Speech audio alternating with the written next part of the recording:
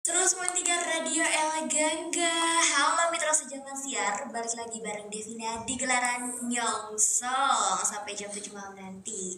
Seperti yang sudah mitra tahu ya, kalau sudah jam 18 abis sholat maghrib ya, sudah pastinya kita bakal masuk segmen mengaji bersama Bapak Ustadz Gus Edward. Apa kabar Pak Ustadz hari ini Pak? Alhamdulillah baik. Alhamdulillah, Masya Allah. Oke, ini buat mitra nanti yang mau bertanya-tanya ya perihal tentang kajian hari ini, bisa langsung aja ke WhatsApp kita di 08 111 186 1003. Oke, boleh Pak Ustadz Gus Edward Abu Bakar, bisa langsung aja kita mulai segmen pengajian ini. Baik, assalamualaikum warahmatullahi wabarakatuh. Waalaikumsalam warahmatullahi wabarakatuh. Alhamdulillahi rabbil alamin. Allahumma salli ala Sayyidina Muhammad wa ala ali Sayyidina Muhammad.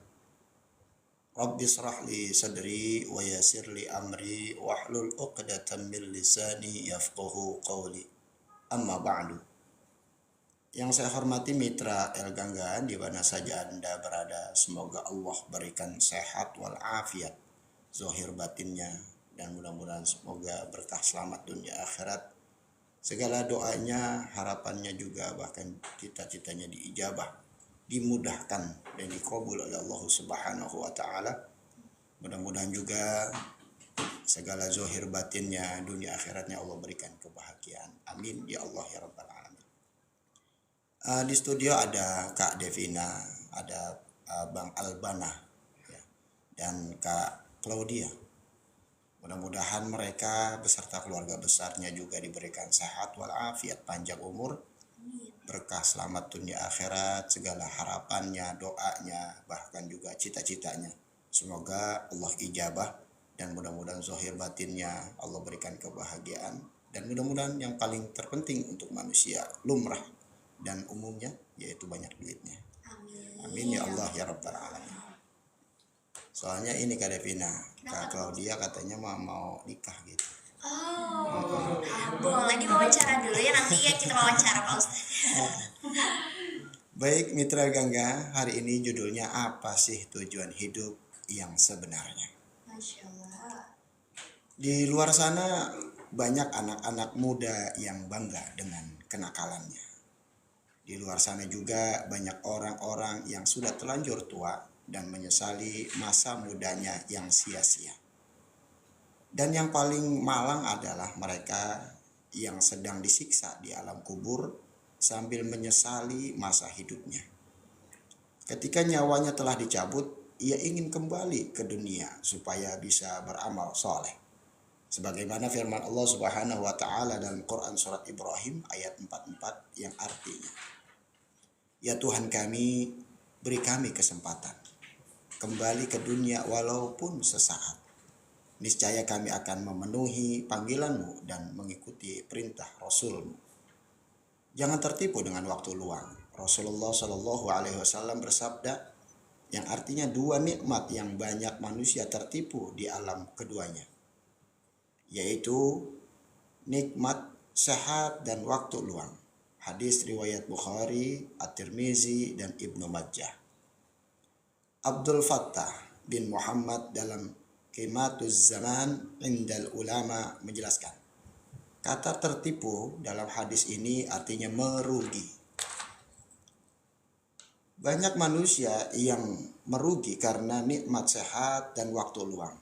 Ada orang yang sehat namun seperti tidak punya waktu untuk persiapan di akhirat karena terlalu sibuk dengan kehidupan dunia. Oleh karena itu, apabila diberikan nikmat, sehat, dan waktu luang, perbanyaklah ketaatan kepada Allah Subhanahu wa taala. Sebab masa sehat akan disusul sakit dan waktu luang akan disusul kesibukan. Jaga 5 perkara sebelum 5 perkara. Hadis tentang menghargai waktu selanjutnya adalah saat Rasulullah SAW bersabda kepada seorang lelaki dan menasehatinya. Rasulullah bersabda dalam artinya, jagalah 5 perkara sebelum datang 5 perkara. Mudamu sebelum masa tuamu, sehatmu sebelum sakitmu, kayamu sebelum miskinmu, waktu luangmu sebelum sibukmu, dan hidupmu sebelum matimu. Hadis riwayat An-Nasa'i dan Baihaqi. 5 perkara pertama ini harus dimanfaatkan, sebab Allah Subhanahu wa Ta'ala akan menanyakan di akhirat kelak, habis dipakai untuk apa waktu tersebut. Di antara ayat Allah Subhanahu wa Ta'ala yang mengisyaratkan makna ini, kita dapat simak dalam surat Al-Hasr ayat 18. Allah Subhanahu wa Ta'ala berfirman yang menekankan khususnya pada setiap insan yang beriman harus ada pembeda keimanan kita dengan manusia yang belum beriman.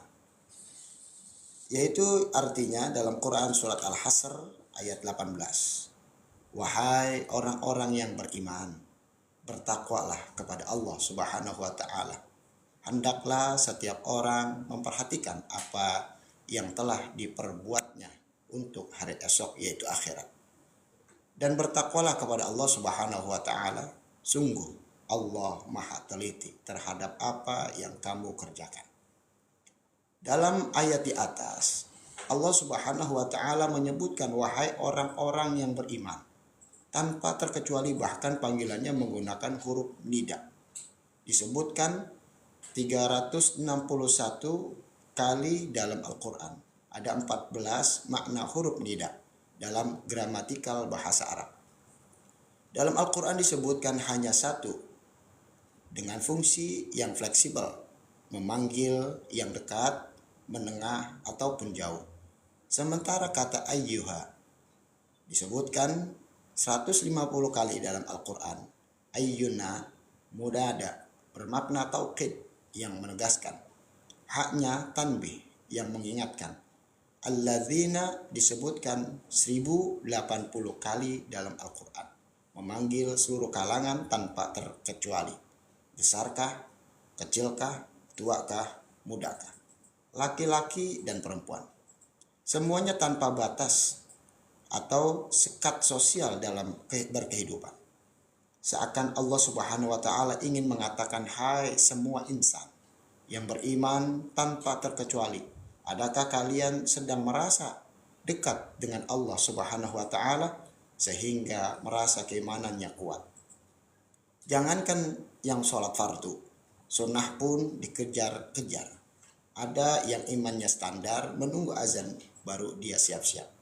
Ada mungkin imannya sedang lemah, maka sampai iqamat pun dikumandangkan belum bergerak jiwanya untuk mendekatkan diri kepada Allah Subhanahu wa Ta'ala. Semua kata Allah Subhanahu wa Ta'ala tanpa terkecuali aku tekankan, aku ingatkan, ittaqullah. Tingkatkan takwamu kepada Allah Subhanahu wa Ta'ala. Kita bertanya, bagaimana caranya? Perhatikan dimensi yang disampaikan ayat tersebut. Kata Allah Subhanahu wa Ta'ala, di antara cara meningkatkan takwa itu, ternyata Allah Subhanahu wa Ta'ala lihat dirimu, persiapkan jalan hidupmu, lihat kurikulum dan tujuan hidupmu. Persiapan sampai engkau kembali kepada Allah Subhanahu wa Ta'ala. Di antara bagian takwa itu, hendaklah setiap diri, kata Allah Subhanahu wa Ta'ala, apalagi insan beriman, lihat dirinya, menata tujuan hidupnya, buat kurikulum hidup yang jelas sampai engkau kembali kepada Allah Subhanahu wa Ta'ala. Mitra, kita kembali bertanya kepada Allah Subhanahu wa Ta'ala, ya Allah, bimbing kami bagaimana cara memetakan diri kami supaya benar sampai kami kembali kepadamu. Tunjukilah kepada kami seperti apa kurikulum hidup yang benar sampai pulang menghadapmu. Sehingga sampai malam ini kita bisa merenungkan, jangan-jangan sampai detik ini, di malam ini, kesekian dalam episode kehidupan kita, jangan-jangan tujuan kita belum senafas dengan apa yang Allah inginkan. Belum terang seperti yang Al-Quran bimbingkan kepada kita. Maka setidaknya mitra, ada 2 hal pokok dalam Al-Quran yang sangat ditekankan kepada kita setiap manusia, terlebih lagi insan yang beriman, agar betul-betul menjaga 2 pokok ini sebagai akar tujuan berkehidupan kita. Tidak diciptakan manusia kecuali untuk mewujudkan 2 pokok ini secara cepat dengan keterbatasan waktu kita. Pertama, Al-Quran surat Az-Zariyat ayat 56. Yang mana artinya Allah Subhanahu wa Ta'ala berfirman, "Aku tidak menciptakan jin dan manusia, melainkan agar mereka beribadah kepadaku," kata Allah Subhanahu wa Ta'ala. Pada ayat tersebut ternyata hadirnya kita di dunia ini, diciptakannya sampai berkehidupan di detik ini. Tujuan pokoknya adalah untuk menghambakan diri kepada Allah. Jadi di antara sekian status yang melekat kepada kita sampai ini, di hadapan Allah Subhanahu wa Ta'ala ialah hanya seorang hamba. Kita ini hamba.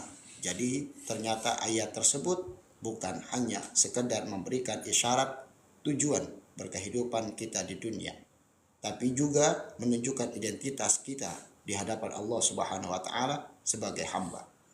Dan karena inilah kita tercipta. Ada persoalan besar ketika makhluk bernama Azazil dari kalangan jin yang sangat dihormati di alam langit. Bahkan malaikat pun menghormatinya. Ibadahnya luar biasa, zikirnya tinggi.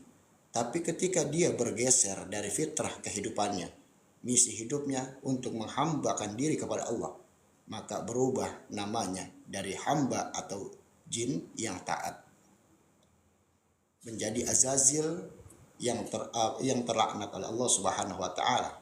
Bermula Azazil yang terhormat di alam langit berubah menjadi iblis. Hal tersebut termaktub dalam firman Allah Subhanahu wa Ta'ala dalam Al-Quran surat Al-Kahfi ayat 50, yang mana artinya, "Dan ingatlah ketika kami berfirman kepada para malaikat, sujudlah kamu kepada Adam, maka mereka pun sujud kecuali iblis. Dia adalah dari golongan jin, maka dia mendurhakai perintah Tuhannya, yaitu Allah Subhanahu wa Ta'ala. Pantaskah kamu menjadikan dia dan keturunannya sebagai pemimpin selain aku, padahal mereka adalah musuhmu? Sangat buruklah iblis itu sebagai pengganti Allah Subhanahu wa Ta'ala bagi orang yang zalim." Dari ayat tersebut dijelaskan iblis adalah makhluk dari golongan jin yang berbuat fasik. Lawan dari fasik adalah taat. Jadi jin ini asalnya taat, banyak zikir, beribadah. Hanya ketika keluar dari identitas kehambaannya kepada Allah Subhanahu wa Ta'ala, maka keluarlah dia dari rahmatnya Allah Subhanahu wa Ta'ala. Allah Subhanahu wa Ta'ala berfirman dalam Quran surat Al-A'raf ayat 12. Allah Subhanahu wa Ta'ala berfirman yang mana artinya, "Apakah yang menghalangimu sehingga kamu tidak bersujud kepada Adam? Ketika aku menyuruhmu," iblis menjawab, "Aku lebih baik daripada dia. Engkau ciptakan aku dari api, sedangkan dia engkau ciptakan dari tanah." Dari ayat di atas, kita bisa ketahui bahwa sesungguhnya bukan karena sujud atau hormatnya kepada Adam alaihissalam. Kata Allah Subhanahu wa Ta'ala, "Ini perintahku. Saya Tuhan, saya Rabb, kamu hamba." Sifat hamba itu pasti membuktikan kehambaannya kepada Allah Subhanahu wa Ta'ala. Seorang hamba pasti punya sifat menghamba untuk membuktikan penghambaannya. Itu kita harus patuh pada Tuhan kita, yaitu Allah Subhanahu wa Ta'ala. Maka kata Allah Subhanahu wa Ta'ala, "Kenapa kamu tidak patuh kepadaku?" Karena bukan mengenai persoalan Adamnya atau hormat dan sujudnya, melainkan engkau iblis adalah hamba, sementara aku Allah Subhanahu wa Ta'ala adalah Tuhan yang maha kuasa dan selamanya. Karena itulah mitra, misi pertama diutusnya semua rasul dari mulai Nabi Nuh alaihissalam, karena Nabi Adam alaihissalam merupakan seorang nabi.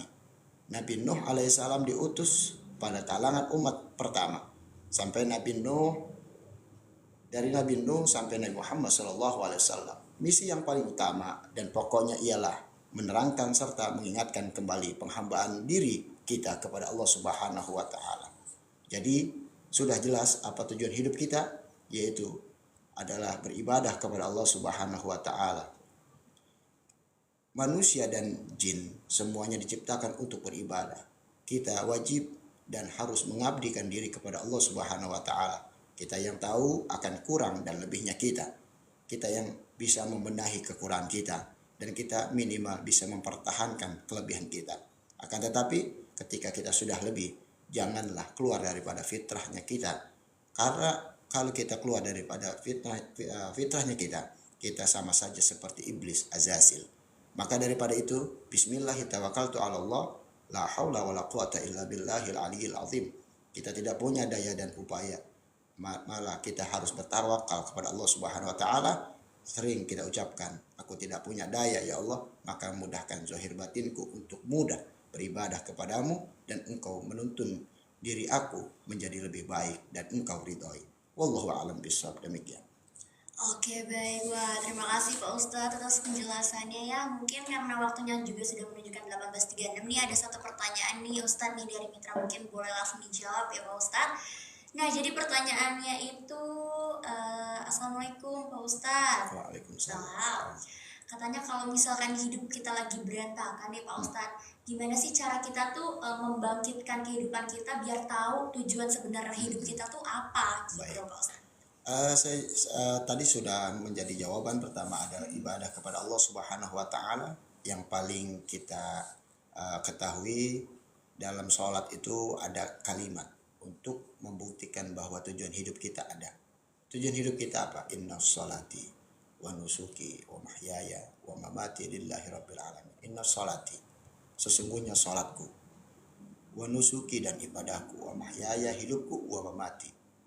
Dari ibadah kita, sholat kita, hidup dan mati kita, dan di dalamnya antara hidup dan mati itu adalah untuk Allah Subhanahu wa taala. Jadi sudah jelas dijelaskan bahwa kita adalah mengabdi beribadah kepada Allah Subhanahu wa taala, dan tujuan hidup kita adalah inna sholati wa nusuki wa mahyaya wa mamati lillahi rabbil alamin. Terus belajar kita mengenal Allah. Bagaimana mengenal Allah? Kita baca Al-Quran dan baca terjemahannya juga. Misalkan dalam surat Al-Ikhlas, Qul huwallahu ahad, katakan Allah itu satu. Jadi apa yang kita baca lalu ilhami kepada diri kita. Dan tidak lupa, jangan dipahami sendiri. Kita punya guru, punya orang tua, punya ulama. Kita bertanya kepada mereka agar kita tidak disesatkan oleh iblis, oleh jin, dan lain sebagainya. Begitu Kak. Oke, baik. Wah, semoga mitra yang bertanya yang tadi dari hamba Allah Pak Ustadz dapat sangat terbantu ya atas jawaban Pak Ustadz. Oke, baik Pak Ustadz, berhubung sudah jam 18.38, mungkin boleh disampaikan sekalian dengan doa penutup pada segmen ngaji pada sore hari ini. Baik Mitra Gangga, ada sebuah pertanyaan dari saya punya kawan-kawan. Kata mereka begini, bagaimana caranya untuk meyakini tujuan hidup kita, yaitu yang sudah dibacakan tadi, inna sholati wa nusuki wa mahyaya wa mamati lillahi rabbil alamin. Lalu saya jawab, meyakinkan itu kita harus tahu, kenal diri kita. Contoh, saya Edward, saya punya ayah si Anu gitu ya, terus punya ibu si Anu. Nah, pertama kita harus tahu identitas kita. Kita memiliki ayah dan ibu. Bahkan kalau perlu ke atasnya tuh. Jadi ibu kita punya orang tua siapa, ayah kita punya orang tua siapa. Harus kenal identitas. Kalau bahasa lagi viral sekarang, nasab. Ya. Yang kedua, kita harus tahu tujuan hidup kita. Nah, tadi kan tujuan hidup itu bagaimana meyakini? Simpel jawabannya. Kalau di dunia ini kita hanya untuk bersenang-senang saja, lalu kenapa kita ada pusing? Lalu kenapa ada masalah? Ya kan, tujuan kita kan ternyata, kalau ada orang yang bilang di dunia ini buat senang-senang, terus kenapa nggak senang? Berarti kan ada yang salah dengan tujuan hidup kita. Ternyata tujuan hidup itu adalah mengabdi kepada Allah Subhanahu wa taala, mencari ridho Allah Subhanahu wa taala, dan kita mau menjalankan yang diperintahkan Allah, dan juga mau menjalankan daripada sunnah Rasulullah SAW. Minimal dalam kesehariannya kita udah tahu. Orang tua kita sholat, bagaimana kita belajar sholat. Apabila kita sudah naik ke fasenya kita, oh, sholatnya udah rajin, lalu ada orang yang tidak sholat, lalu kita hakimi, nggak boleh. Kita kasih tahu boleh, cuman menghakimi nggak boleh. Kita udah sering kasih tahu, tapi dia belum memulai. Ingat bahwa makhluk itu adalah tetap makhluk. kita punya Allah sebagai sang khalik. Dia tetap hamba. Yang punya adalah Allah. Lalu bagaimana caranya? Kita doain kan. Misalkan ada orang tua atau anak.